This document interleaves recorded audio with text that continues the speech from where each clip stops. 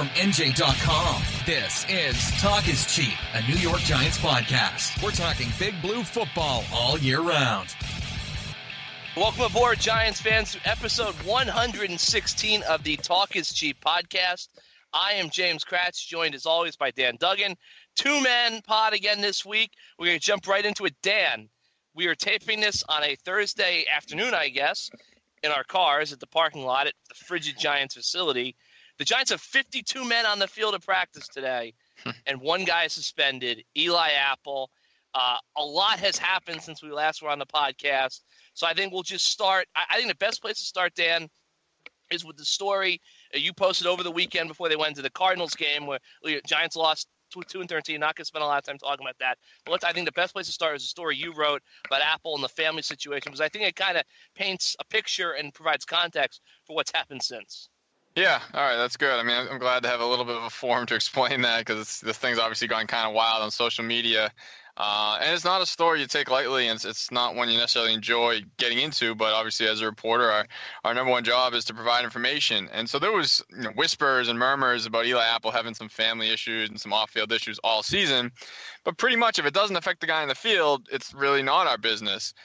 The difference with Eli Apple is, he clearly had, he missed 2 practices for personal issues. And now, we're obviously led to believe that was due to his mother having brain surgery. So even that is, certainly a serious thing, and something, for a 22-year-old to deal with is a lot. But even that, he came back and then still wasn't playing. I mean, you would think at some point that if that was all it was, and I'm not trying to diminish it, he would still get back into the lineup at some point. It was clear that there was more going on, and then it kind of came to a boiling point 2 weeks ago when Landon Collins, who in my opinion was being a supportive teammate, maybe saying more than Eli Apple would have liked to have out there, but was still being supportive in his general tone, was saying he's tried to be there for Eli Apple because he has so much going on in his personal life. He said, like, I can't even believe he's here. Most guys wouldn't even be here with everything he's dealing with. So I mean, listen, if you're a reporter, the light bulb dings. Like, I got to find out what he's talking about. Maybe it's something that you can't report on, whatever. You have to just find out. I mean, that's the name of the job.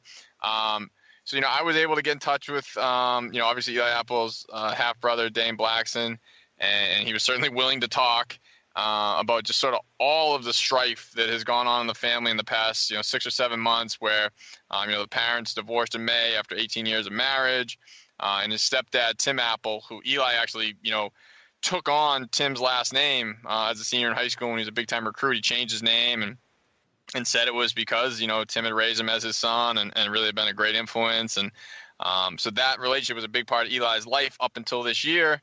And then after the divorce, Eli and Annie kind of cut the rest of the family out. Now, again, I'm not trying to say who's right, who's wrong. This is just, this is what happened.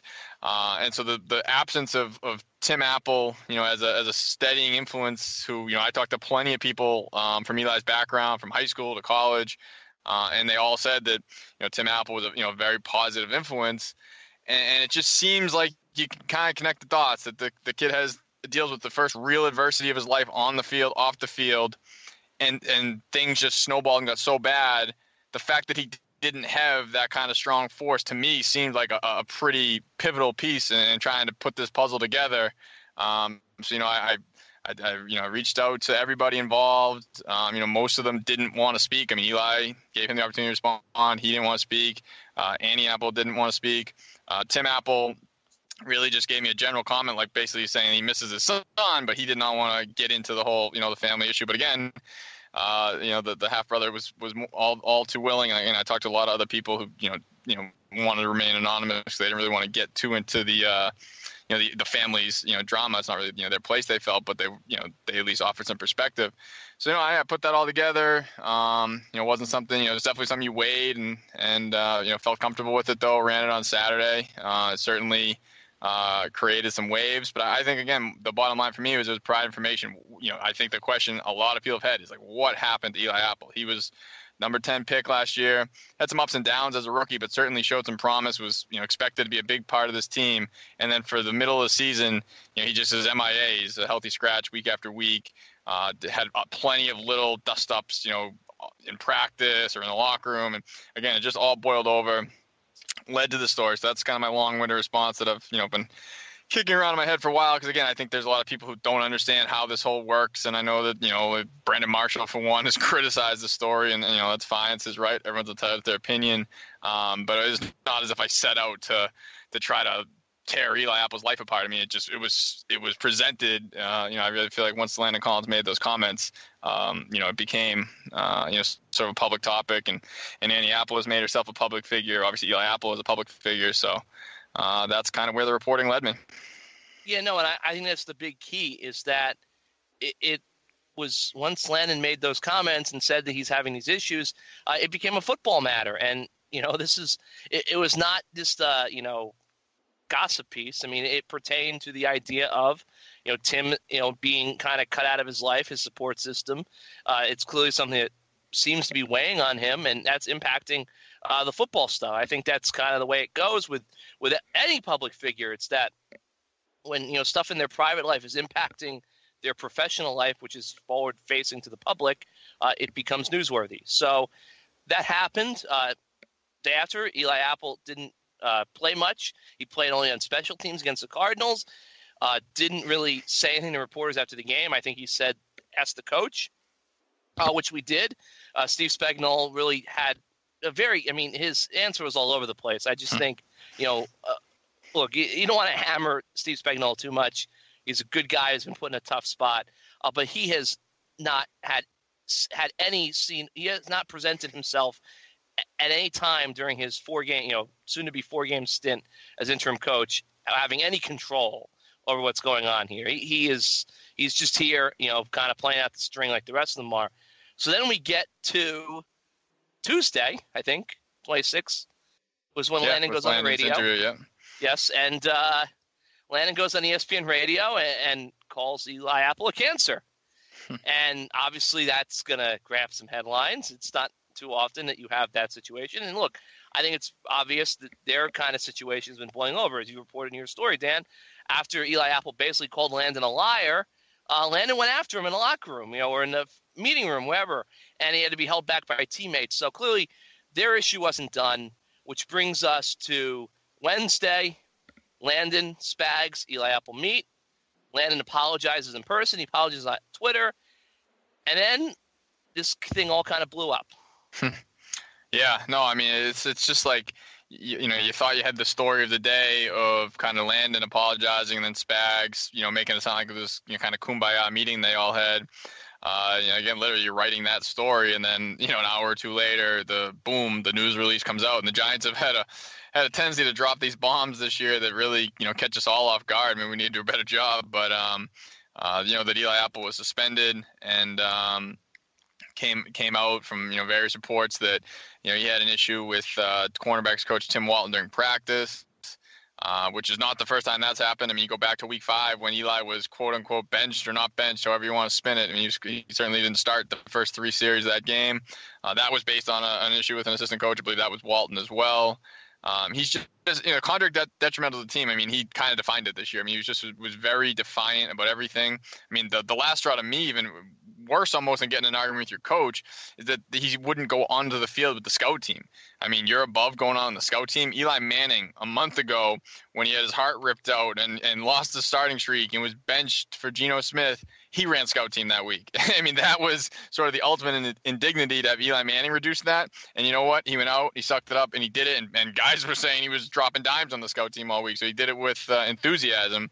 So, I mean, for Eli Apple to think he's above that, I can't fault the Giants at all for kind of coming to this final act, which, I think you wrote today. It was a long time coming. I mean, they could have done this a while ago and probably prevented a lot of the drama from unfolding.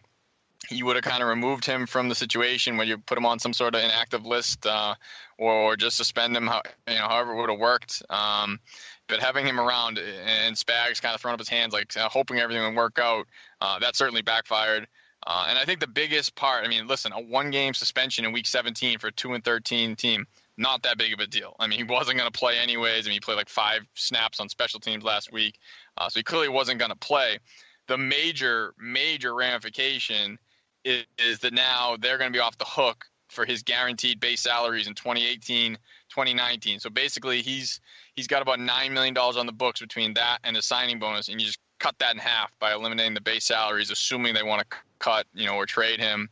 That makes a huge difference. Certainly makes it much easier to just stomach it if you dump him, or makes it more appealing probably to another team if you're going to look for a late round pick in some sort of trade. So to me, that's kind of the biggest takeaway from a going forward standpoint.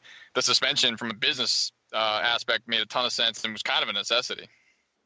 Yeah, and I think that obviously I don't think it had much to do with the this is a quick aside, the suspension, but the whole I got to take a, go to the bathroom comment and the gesture really did not help his cause. I think it really kind of summed up just how nonsensical a lot of this has been. But I just think the Giants handled this incredibly poorly. It was very obvious that Eli Apple was not playing well. He was not handling the media speculation and scrutiny about his status well. He was not handling coaching well. He was not handling, teammates trying to kind of police the locker room well and support him well. So I don't understand why the Giants thought they could keep kind of doing this and rolling him out there to be inactive or play on special teams or, say things that don't make sense about his status. Why they ever thought that it was working. It clearly wasn't. So I just think in hindsight, they should have, sent him, put him on a reserve list, sent him home. Maybe you still pay him. Maybe you don't. I don't know. I mean, that's up to them. There's so many avenues I'm sure they could have pursued. The teams kind of have a lot of leeway and power in these situations. But for whatever reason, they just kind of left him out there to kind of wilt on his own. And, and this is on him. He didn't really respond well. He just kept getting worse and worse and worse.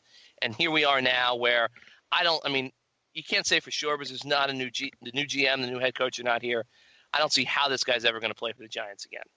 No, he's done. There's been enough signs kind of already before this came to pass that it was going to be highly unlikely he'd be back. And it really doesn't matter who the GM, who the coach is, because no matter what, the majority, I shouldn't say the majority, there might be a pretty good house cleaning in that locker room, but a lot of the players in that locker room will be back, starting with Landon Collins, who has been identified as a future captain, is clearly a cornerstone player of this franchise. There's no coming back. I don't care that Landon apologized. There would be no coexisting with those two guys going forward. And Landon, again, I think it's totally inbounds to criticize him for that. I think he went over the line. I don't think there was really anything to be gained by calling a teammate a cancer, but I think he also was at the end of his rope. As you mentioned, in that story I had, he tried to confront Eli Apple because, these guys are prideful guys, and Eli Apple essentially called Landon Collins a liar publicly. So I'm pretty sure in Landon's mind, the gloves are off at that point. There's no more protecting him because, again, he did try to be a good teammate. This stuff didn't even start to come out until week 15. So you can imagine how much stuff had to have gone on behind the scenes, because the other thing Landon Collins said in that interview is Eli Apple has all the talent in the world. So it would be one thing if he was just a stiff and you say, well, let's just get this guy out of here. They needed him. How bad this team has been so bad this year, and you have a first-round talent, whether you think he should have been the 10th pick or whatever. Jerry Reach, struck again there. Whatever. He's a talented football player, certainly better than Brandon Dixon and Daryl Morris, the guys who are trying to cover Larry Fitzgerald on Sunday. So they needed him. So I'm sure there was a lot of stuff going on behind the scenes to try and get him on the reservation. Once that happened with the public spat with Collins, like I said, all bets were off. So there's just no way you can bring him back to this locker room. And John Maris still is going to be here, and he certainly can't like the way, this first-round pick who you've given all this money to has conducted himself. So it really doesn't matter who the GM or the head coach is unless they bring in Urban Meyer and he's convinced he can get Eli back on the reservation. But, there's no doubt they have to move on. But I agree with you, too, as well, that the Giants handled this poorly. I wrote something on Wednesday. Just the lack of leadership from the top down has really been the worst part of this season, in my opinion. Because, listen, you're going to have a one-off where, a guy is going to be a problem, this and that. But it's just at every level. The way the ownership handled the quarterback situation and being so reactionary and based on how the fans reacted, they changed their entire course. The fact that they put out a statement that Ben McAdoo would be safe no matter what, and then 3 weeks later fired him. Obviously McAdoo would have documented his, kind of failures as a leader. And then just even within the locker room, I've been stunned by how much these guys have just taken it in stride. There's a fine line between being even-keeled and not caring. And I just think so many of these guys sort of just checked out. It hasn't been until really the Eli Apple, Landon Collins thing, it hasn't been the finger pointing and something blowing up, which we all kind of were expecting when they're 0-4 or 0-5. You thought maybe something blow up. It was almost worse because it didn't blow up. Nobody cared. Everyone just kind of like went about their business. And I think almost in some ways that's a worse attitude to have, worse outlook. You should be upset. And these guys, everything kind of rolled off their back. I mean, we'll go in the locker room this afternoon. I wouldn't be surprised if everyone just downplays the Eli Apple thing. They've just kind of taken everything in stride in such an extraordinary year. To me, that's almost a little bit concerning. I mean, are these guys truly invested, or are they just able to say, "Hey, listen, I'm still collecting my check, and we'll get them next year"? Yeah, it is remarkable that in a 2-13 season, the real kind of dysfunction has come not so much from the locker room, although there's been plenty of it in there, but it's almost been kind of catalyzed by the coaching staff, the front office, ownership. A lot of times, I wonder if these players, and maybe it's just different era, understand they are the worst team record-wise in the 93-year history of the New York Giants. They're a team. I don't think you have to stop at record-wise either. I can't imagine there's been a team that's been as much of an embarrassment. No, I mean 1966 is pretty bad, but I'm okay, just saying. You're going back with. Yeah, I mean, but that's a different era. I'm just saying you can't really compare those teams. But I mean, these guys came in. They were a football team that started the season in New York City and New Jersey, thinking they were going to win the Super Bowl, and now they are 2-13. They are going to be remembered as one of the biggest disgraceful flops in the history of this franchise and the history of the area. This is like Mets, Knicks level bad here, and I just don't know if enough guys or any guys in that locker room really appreciate just how badly, look, when it all comes down to this, people are not going to remember this first and foremost when they think about Eli Manning's career, but it's going to be part of the story. I don't think without a doubt. This is the worst team, in franchise history. And I think that, what you said about Landon Collins, right? You absolutely should criticize him. I think he probably said way too much, but I know for sure he said way too much. But I also think with him, the setup, the environment the Giants allowed to kind of create with Eli Apple, almost is kind of create an environment where a guy like Landon Collins, who's trying to be a leader, and tries to help and then gets basically called a liar in public, he's going to get sucked in eventually too and fight back. So I just think the Giants all around, 90% of this is on Eli Apple, but the Giants did not make things better. He's suspended, probably never going to play for the Giants again, but we'll see. Let's go to a guy who probably won't play for the Giants on Sunday, but finally, it's amazing. Eli Apple has knocked off the pages the fact that Davis Webb is going to actually dress for Sunday's game. Yeah, it's funny when Collins made his comment on Tuesday night. I tweeted jokingly. Some people didn't. I think some people lost their sense of humor during the season. That all Spags had to do to change the narrative was to announce that David Webb would start, and then everyone would talk about that. I mean, obviously, nothing was going to tip the Landon Collins Eli Apple thing off the back pages and off the top of everyone's minds. But that was pretty much the one card he had to play, and he did play it halfway. I mean, it's kind of funny that we're at practice and you kind of get into a routine, but there really hasn't been any routine with this team this season. You're always taking attendance to make sure that everyone show up for practice. We have got caught. If we ever did let our guards down, I think we've done a pretty good job keeping them up. But we take attendance every day, and that practice after the bye was a good reason why. When you just assume, of course, like the starting cornerbacks and the starting running back will be here, and then when they all weren't there, it was a good thing we were keeping tabs on that. But with the quarterbacks, we see them take a couple of reps every practice, and every single practice since, I guess I'll say since the regular season, because it was a little different during training camp, it's been Eli Manning with the first team, Geno Smith with the second team, and then they break off, and Davis Webb gets 0 reps. So yesterday, even with everything else going on, we still had an eye on it, and we saw Eli Manning get the first rep, then Davis Webb get the second rep, and then they broke off, and it was like the record stopped. Like, oh my goodness, they're finally going to do this. Now, obviously, we have said on this podcast for weeks that this is long overdue. And the funny part is, it's Davis Webb is going to dress. He's still, even Spags can't say that he'll even play. And listen, he's certainly not going to start him, but it's basically sort of that nebulous plan that Mara settled on of like, well, let's just let Eli start, and if it's going well, he'll just finish the game. So you might have a situation in a meaningless Week 17 game when you finally get the rookie quarterback in uniform, he still doesn't even play, which again is just comical. I mean, would Eli Manning really object to coming out at halftime at this point after everything that's gone on this season just to let the kid get one half? Again, I know all the counter arguments. You're not going to make your decision on the number two pick or Eli Manning based on what Davis Webb does in a half. But just let the kid play. I mean, if nothing else, for being a good soldier. I mean, he's been a tremendous teammate all season. He's earned a shot. I mean, look at the Kansas City Chiefs. I know it's a little different situation, first round pick, and Mahomes has been the number two. But they're going to let him start, and that's a team that's going into the playoffs. I actually think that might backfire because you could have a Doug Flutie, Rob Johnson situation where if Mahomes plays really well, do they go with him, or if Alex Smith struggles in the first playoff game, do they have a quick hook? So I think that's a little bit of a dicey situation. My overall point is if the Chiefs are willing to give their rookie quarterback a shot in a game that doesn't mean anything in the grand scheme because they're their playoff standing, you would think that the Giants in a game that means absolutely nothing could find a way to get Davis Webb a few series, but I'm not too optimistic that's how it'll play out. I mean, obviously, but I think, I'm not going to lie. I'm a little exhausted with the whole – I mean, we've gone through this Davis Webb stuff so many times. It's just like, it's not worth going through it again. It makes no sense. I would think – I mean, look, I think there's a very good chance this game's going to get lopsided because – the Redskins, they're 7-8. When was the last time? I got to go look this up, and I will later on. But when was the last time the Redskins had 3 straight non-losing seasons? Jay Gruden's a guy who his job might be in peril. I know a lot of those Redskins players, from what I heard, love playing for him. So it could kind of be a situation like we've seen with the Jets in the past with Rex, where the Redskins show up and they come out firing because they want to end the season on a high note and, kind of make sure that Jay stays.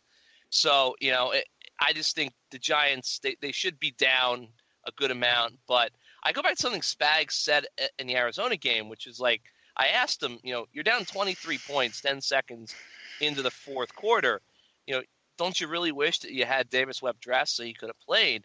And Spags made a comment where he said, if you're down within if you're within 2 scores, you should play to win the game, which I agree with. Because, as a coach, you're always thinking, we score a touchdown, we get an onside kick, we score another touchdown, the game is tied. But then he said, and when we got down 3 scores, he'd probably be handing off. And I was like, so wait a minute. If you're down 16 points, so 2 scores plus 2 2-point conversions, we're going for it. But you get down 23 or 21 or whatever, and you're just going to run the ball into the middle of the pile and end the game. It's just, I just look. He doesn't seem to know what's going on. I just think it's so funny because he made it very obvious where he said, "If John Mara and Steve Tisch tell me I got to do something, I'm going to do it." Right. And it's like, hey guys, why don't you take Spags up on that and say, hey, you know what, we got to do this. So, I also think you're right. I think Eli would probably say, I got 3 more starts than I probably should have gotten once this whole benching thing went down. You can put the kid in for a half. But yeah, and I think they should take Eli out during the game because let's be honest. I mean, no one knows. So let's just say that you can't say definitively what's going to happen. Eli doesn't know. I don't even think John Mara knows. And again, they don't have a GM and a coach for next year. But there's at least, let's say 50-50 or maybe 60-40 against. There's a chance though that this is his last game as a New York Giant. So it makes even more sense. Let him come out and announce it to the crowd. You don't want to do probably in the middle of a drive, but there's a way to do it. As he comes off the field, so he gets the recognition that he deserves. If it is his last home game, if it's not, well, when he comes back next year and he got an extra round of applause out of the fans. But it's certainly. Makes sense on that front too to make sure he gets the recognition because otherwise if he just walks off at the end of the game when they lose 28-3 or something he doesn't even get that. But I mean with Spags, I mean listen, like you said, you got to almost, he was in an 0-win situation, but I mean he's just come across as like the substitute teacher that everyone was doing spitballs in class. He has no gravitas. I mean he's a nice guy and he's very good to the media.